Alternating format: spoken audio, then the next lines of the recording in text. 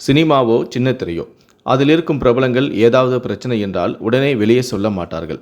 அப்படி சொல்கிறார்கள் என்றால் அது அப்படியே பூகம்பமாக வெடித்துவிடும்.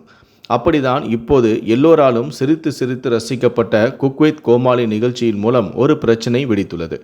அதாவது இந்த 5வது சீசனில் தொகுப்பாளினியாக கலக்கி வந்த மணிமேகலை இதே நிகழ்ச்சியில் போட்டியாளராக கலந்து கொண்ட ஒரு தொகுப்பாளினி தன்னுடைய வேலையை செய்ய விடாமல் பிரச்சனை செய்வதாக ஒரு வீடியோவை வெளியிட்டு பரபரப்பை கிளப்பியுள்ளார். மணிமேகலை பிரியங்கா பிரச்சனை குறித்து பலரும் நிறைய கருத்துக்கள் தெரிவித்து வந்த வண்ணம் உள்ளனர்.